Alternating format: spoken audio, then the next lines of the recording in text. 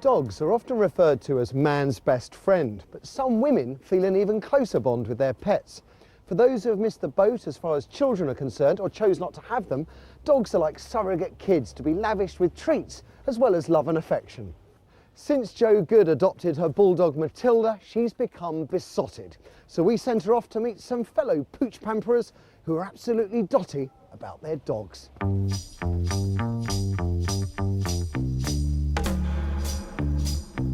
Say hello to Lucy. I know she's a dog, I know that, but she's not, she's like a little person. Molly. Some people might say that she's not all dog, that she might be a little bit human as well. Ella. And Penny. As far as I'm concerned, human babies are so boring. Society tells you it should be natural and yet it's not. 4 different breeds and 4 very different dogs. But they all share one thing in common. Their owners love each one of them as though they were their own child. She'll have the wolf waffle. Thank you, ma'am. Thank you. I know what you're thinking. This isn't the latest trend. We've all seen pampered pets. Paris Hilton, Nicole Richie. Where would they be without a pooch sticking out of their handbag? But what about the slightly older woman, when her dog has taken on the role of the child she never had? I wanna be loved by you, just you, nobody else but you. I wanna be loved by you. Stepping out in style, meet professional lookalike Susie Kennedy. She may be every inch the spitting image of Marilyn Monroe, but diamonds aren't always a girl's best friend. Susie's heart belongs to her 11-year-old Bichon Frise, Lucy. Well, looking after Lucy is the equivalent of looking after a baby. It's probably easier to look after a baby because you can get a lot of help, and also you can take them into restaurants, and I've got no need or no desire to have a child at all at the moment. It might change, but she gives me everything that I need. I wanna be loved by you. My outfits I've got for her are replica Marilyn outfits, and we've got the same ones. People say you shouldn't dress your dog up, but you know, she loves it. So she's got the happy birthday dress, I have it. She's got the 7-year-itch white dress, so if I want to buy something for her, she's my baby. I'll buy it for her, and if people don't like it, then tough. If you love her and you're kind to her and sweet to her, you have unconditional love.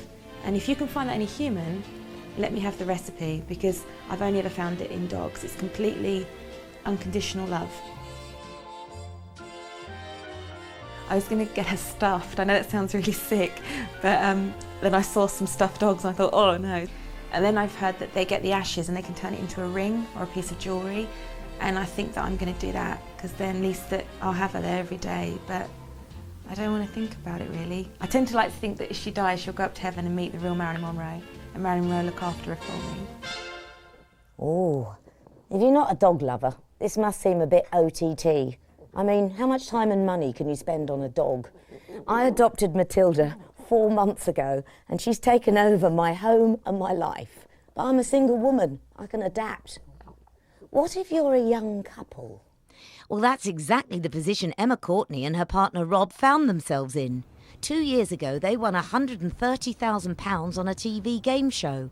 A new sports car, a Bijou apartment in Hampstead. It was Christmas every day. But something was missing. The patter of tiny feet.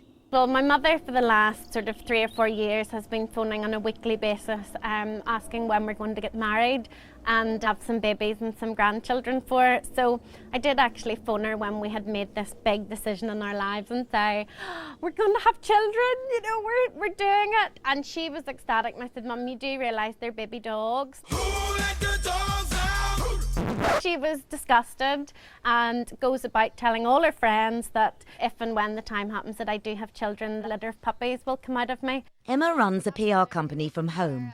Like any working mum, her routine's turned upside down caring for her new babies.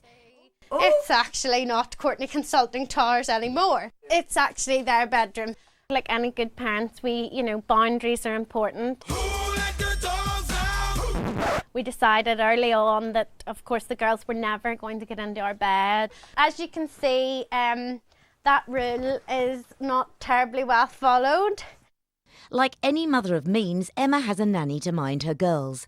And just in case her or Rob feel they're missing anything, the nanny keeps a diary. But this is not just any diary. Walk was from 9:25 to 10:55. Penny met a dog, also a big puppy, and they loved each other's company and it was hard to get them apart. Anyway, both are resting for now.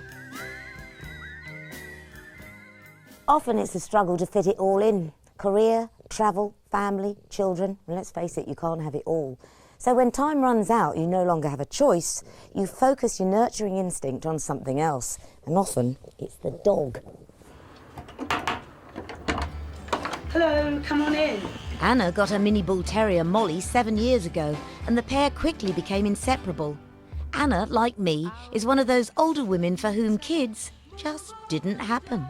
I always thought when I was younger that, to be honest, yes, of course I'd get married, have 2.2 children, live in a big house in the country, you know, all that sort of thing. That was how I was brought up, very traditionally. So bringing Molly into my life when my father sadly passed away, that was a real watershed point in my life. And my boyfriend at the time basically knew that one way to, you know, help me really was to get a dog. And Molly really pulled me out of quite a slump.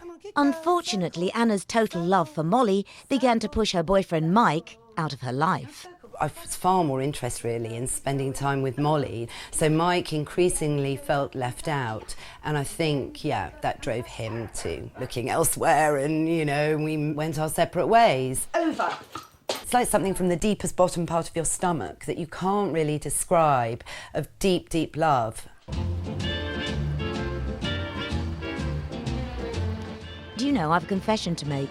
I'm one of the women we're talking about, and it's all Matilda's fault. She sleeps with me, she's spoilt rotten, and I fret when we're apart. Maybe I should be interviewing myself. I wonder what a psychologist would make of it all. The urge to love and to nurture and to care for something smaller than yourself is inbuilt in our DNA, men and women, although women are more open to admitting it. We need to talk.